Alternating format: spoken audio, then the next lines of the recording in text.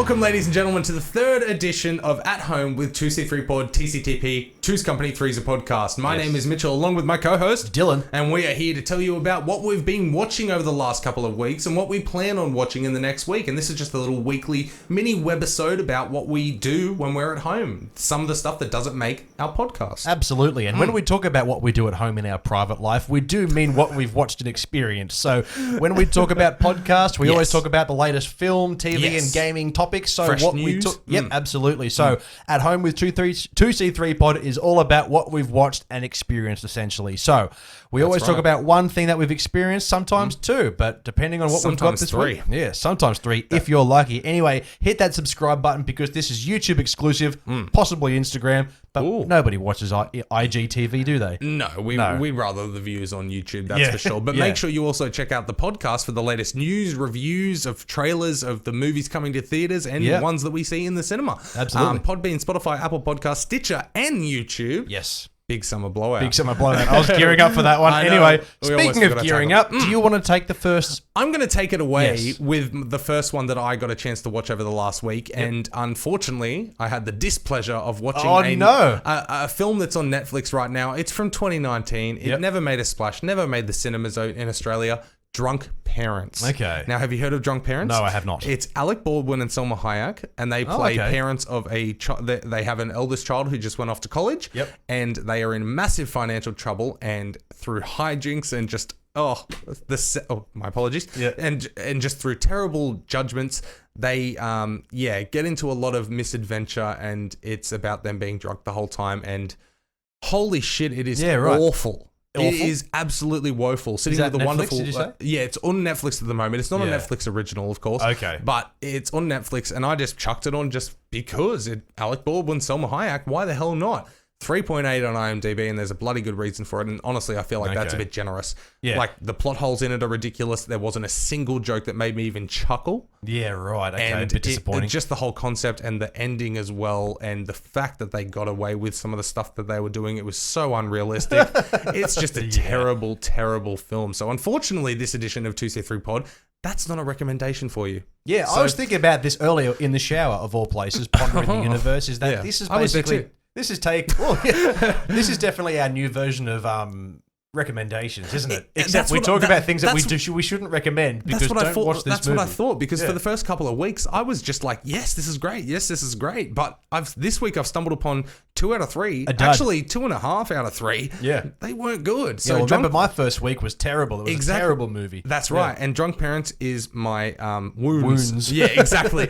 And it's just terrible. There's no humor in it and very unrealistic situations. It's just terrible. I like it when sort of adult comedies play on realistic scenarios and they turn them hilarious because they're relatable. But that's right. Like one, for example, is Blockers. Yes. It's all about these adults who are scared for their children about losing their virginity, and they go through some pretty hilarious moments, but none of it's way over the top unrealistic. It's fairly... You can envision those things happening. Yeah. This one, fair enough, they're in financial trouble. That's a real thing that like people can relate to. But the ways they try and get out of it, it just doesn't make sense. They would have gone to jail and been arrested immediately.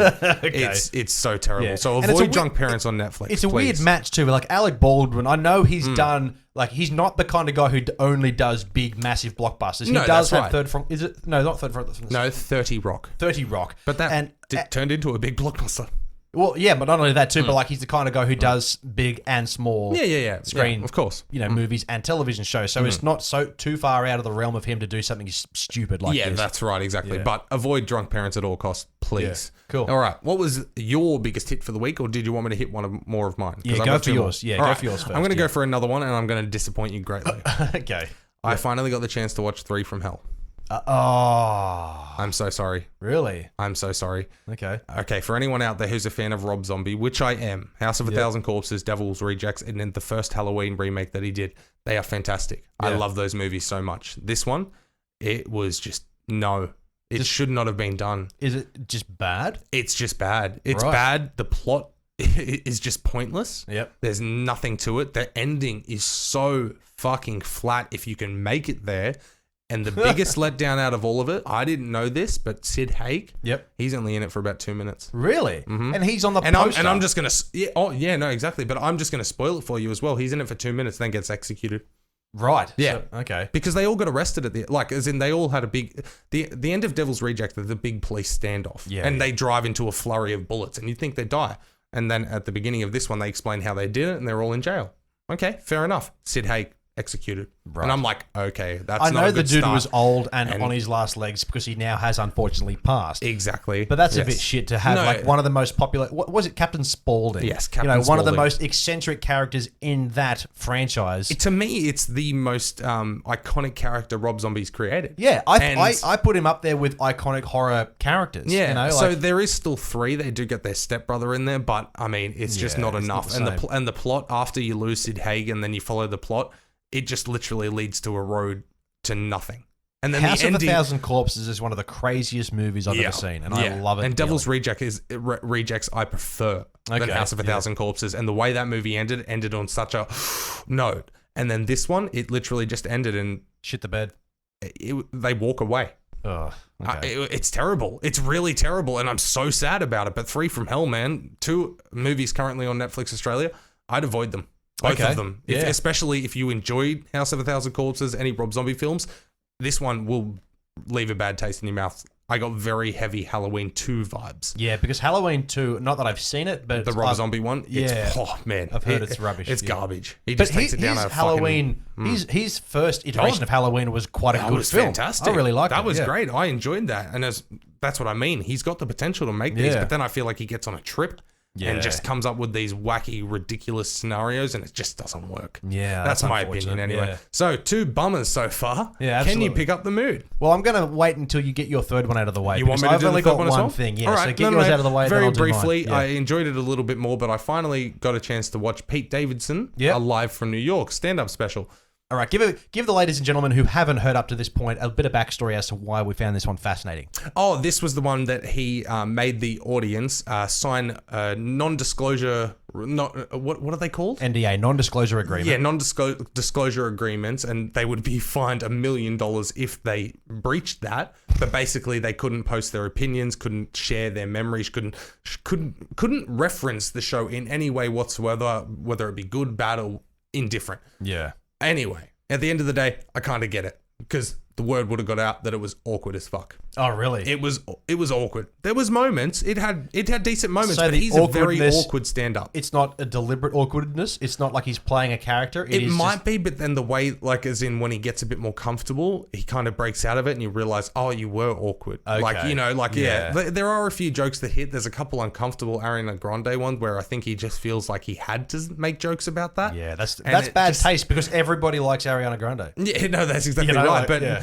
no, and it's okay if you don't mind stand up. It's worth a look at least. Okay. So it's not blatantly terrible, but at the same time, it was just a bit hit or miss in the fact that it's just a bit awkward. He's just an awkward comedian. He's an awkward comedian, but it's not like one of the greats, like a Mitch Hedberg. Like he was awkward, but in the best way possible. That kind of thing. Like it's just awkward. Like he doesn't want to do it, but he thinks he needs to because he is a good writer. Yeah, he's just probably not a good writer performer for that kind of comedy. Okay. It still makes me want to check it out just because of the context. Yeah. The fact that he did have all these people sign these waivers, and he was in the news a little while ago for being Ariana Grande's partner. They broke up, whatever, hooking up with Kate Beckinsale of all people. Yeah. Now in the Suicide Squad somehow. Yeah, it makes me intrigued to find out a little bit more about this guy, but not in the tabloid sense, like about what he's actually about. That's right. And as a comedian, that sounds fascinating, but... He does pull the curtain back a little bit, and it is interesting to listen to. I didn't get bored. I watched the whole thing, but at the same time, there was just moments where I'm just like, should I uncomfortably laugh now? Like... okay. You know what I mean? Yeah. Right. But anyway, so if this is recommendations, that's the one I guess check out. Okay. Yeah. But hopefully next week we'll have a few more winners. But cool. Dylan, take it away. So this week I got to experience, well actually not this week, last week, and over the last 2 weeks, I got to experience something that quite surprising, which I didn't expect to enjoy. And it's not a movie, it's not a TV show. I've been playing a video game which Now, this is going out to all of the id Software fans, all the Doom fans, all the Quake fans, all the Wolfenstein fans. So, Mitch, you've got nothing on this. You've got no idea. I know how to smile and wave. Yeah, just do that. And to the listeners as well, you're probably going to be doing the same. Anyway, the viewers, YouTube exclusive. What did I say? Listeners. The viewers, yes. Well, anyway, I got to play a video game called Wolfenstein Youngblood. Now, sorry. Excellent. Yeah. Now, Wolfenstein Youngblood copped a lot of flack upon its release. And the reason being, just very quickly, is that there was a reboot called Wolfenstein, which is a remake of a classic id Software game from the early 90s. It was the actual granddaddy of the first-person shooter genre, Wolfenstein. There's been a few different ones in between then, but a company called Machine Games, they essentially licensed the property from id Software, made their very first game, Wolfenstein: The New Order. And it's telling an alternative World War II history where Hitler is still alive, and BJ Blazkowicz, the main character, he's on the hunt for Nazis and things like that. It was really, really fantastic modern first-person shooter. Yes. The sequel to that and the prequel, The Old Blood and The New Colossus, were also quite good. They've released a new game called Youngblood, which is set in the 1980s. Yeah. And you're playing as his twin daughters. Wow, okay. Yeah, so it's like The Shining? Not quite. Anyway, you're playing as Sophie or Jessica. You can choose either one, and the gameplay itself fundamentally is magnificent. Yeah. And the reason I was skeptical, I haven't bought this game. I played on Xbox Game Pass because everybody tore this to shreds when it came out. Everyone said this sucks. Yeah. In comparison to the Wolfenstein games that succeed this, everyone's like, this is the worst thing ever. I was like, okay, I may not pay for it, but I'll play it eventually. I finally got to sit down and sink some hours into this, and yes, I understand people's gripes with it because the previous games are very linear in their straightforward action, killer Nazis, that's it. Yeah. But this is a bit more open world-ish. You know, you're not on one particular path. You go from here to here to here to here to here. Okay. And there is elements of leveling up, the RPG elements, which aren't really present in these games, which a lot of people were a bit upset about. Yeah. But for me personally, none of that got in the way. Fundamentally, the shooting, the atmosphere, the comedy, and the personalities between the two characters, between the two daughters, which a lot of people found annoying, I really like. Okay. They're giving each other the bird, and they're saying, yeah, fuck yeah, sis, and you're giving them the horns to give each other points. Yeah, right, You can play the entire campaign either on your own with your sister as a computer character, or you can play it fully multiplayer like co-op. Okay. And if you buy a physical copy of the game, I can say, for example, if you have an Xbox, I can play the game on my Xbox and invite you to play it for free with me, and you don't have to own a copy of the game. Cool. It's called a buddy pass. Yeah. So does that person then have to still download the game? They do have to download it, yes, but they don't have to purchase it, and they can't play it on their own, obviously. Yeah, but you get invited in-game. That's pretty damn cool. But yeah, for so long I was like, you know what, I'm going to check this out eventually, and when I finally did, I was pleasantly surprised that the action and the shooting, essentially, fundamentally, the shooting and the gameplay is just like the previous titles, and it's magnificent. So ignore what everybody's saying. It's a fun game. The enemies are just as ruthless. They're all big mechanical Nazis, set in an alternative future, but the 1980s. And, the comedy between the two characters, as I said, they're sisters, so they're silly. They're silly, and a lot of people got annoyed by that, but I found it quite fun. Well, in that sense, being sisters, it would make it a bit more realistic. A little bit, yeah. Like the first time they kill a Nazi, they blow his head apart, and they're like, you got his brains in my mouth, and they're like, she nearly vomits over it, and the other one's laughing. Oh, that's pretty cool. And then you play the rest of the game, and you're just blowing them all to bits. But correct me if I'm wrong, did you say mechanical Nazis? Yes. Sold, invite me. Right. That sounds amazing. Yeah, like the whole series is based on the idea that Nazis won World War II and their technology was infused. There's like mechanical dogs and things like that. Pretty damn cool. The franchise as a whole is great, but I feel that this latest iteration, which everybody tore to shreds, it's not as good. Yeah. But it is still a hell of a lot of fun. No, well, that's good. At least you had a positive time. Yeah. As opposed to me with drunk parents and free from hell. And I haven't been able to sit down and play a video game for a very long time, so I was very pleased with the fact that, you know what? You didn't waste your time. For at 2c3pod, I'm not going to sit down and watch a shit movie. Yep. I'm going to play a video game and enjoy myself and talk about it. So here we are. That's good. That's good. Well, speaking of, not wasting your time, did you want to hit it what you have planned? Yes. So what I have planned is a TV series which is just announced or just released its second season, A TV show called Altered Carbon. Oh, okay. Yeah, so Altered Carbon, the first season starred Joel Kinnaman, who you'd know from either the RoboCop reboot or he was Rick Flag in Suicide Squad. Okay, yep. He's been in a whole bunch of other things, but there I think he's two most popular roles. Anyway, Anthony Mackie is the main star of season 2, so it looks like they're going down the typical Netflix of each season is based on a different story, but it's set within the same universe. Okay. From what I could remember, it's been a while since I've watched it, but Altered Carbon is about people being reanimated in new bodies 250 years in the future. Okay. So someone who may have died however long ago has come back to life essentially in a brand new body. And they're in the future and it's a science fiction sort of setting. I'll read the description from Netflix. After 250 years on ice, a prisoner returns to life in a new body with one chance to win his freedom by solving a mind-bending murder. That's right. They come back with a purpose. Ah, okay. Yeah. And I had imagined that they'd be very cold as well. It would be very cold being on ice for that long. Yes, that would have been funny if I had have got it out in one go. It's fine. Anyway, all right. So no, that sounds good. Yeah. Awesome. What's on your list? I've got 2 on my list that I'll briefly touch on. Yep. There's one that popped up on Netflix about a week and a half ago that when I first saw the trailer, snippets of the trailer and the teasers and that, it looked like a teenage drama, and I was not impressed. But then when we give them a chance, it's called I Am Not Okay With This. See, I first saw that and I thought that title is so angsty. I hate it. No, exactly. But do you know what it's about? No. Okay, well, there's a young girl who's obviously like angsty teenager and going through some stuff. I'm not okay with this. Shut the fuck up. Everything's fine. You have a roof over your head. But then it turns out she discovers she has supernatural powers. That's awesome. Exactly. Yeah. And that's why I watched the trailer. And not only that, the 2 main characters in it, Sophia Lillis. Yep. Recognize her? Nope. No.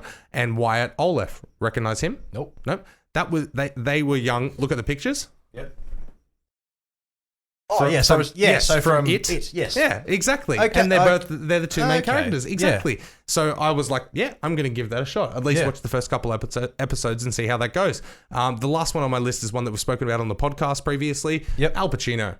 Hunters. Oh, Hunters. Yes. Nazi hunting. Nazi hunting. Yes. Exactly. And that one, it just looks brilliant. It's been out for about a month now, so we're behind the curveball. But those are the 2 that I'm going to focus on and try and get a chance to watch at least an episode or 2 and start getting into. Hunters looks really dramatic, but also comedic. Yes. And Al Pacino starring in a television series is quite unique, I think. Yes. I'm not really familiar with him playing these kind of roles. Yep. But the story of that sounds really good, and I think I have to add this to my list. I do need to reactivate my Amazon subscription because there's so much I want to see. You full get the annual subscription. It's so cheap.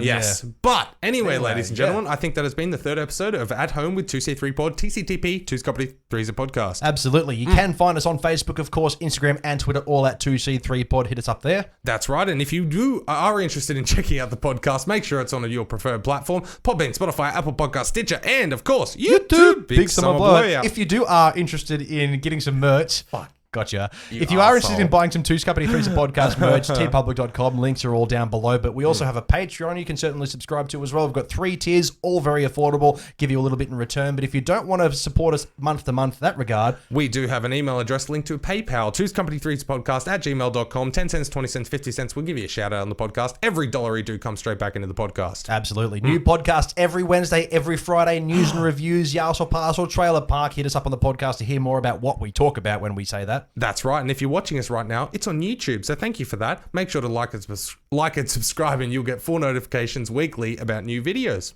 Absolutely. Thank you, everybody, for tuning in. This is 2's Company 3's a Podcast, At Home with 2c3pod. As always, my name is Dylan with my co-host Mitchell. And do not forget, we are 2's Company and you are the podcast. Now I put the rest in. Yes. Yeah. Very good. Very good. Thanks for tuning into that video by 2's Company 3's a Podcast. Don't be sad though, there's plenty more where that came from. Another cheeky video right there. Maybe even hit that subscribe button and ring that bell. Or if you don't like our faces, check us out on Podbean, Spotify, Apple Podcasts, or YouTube.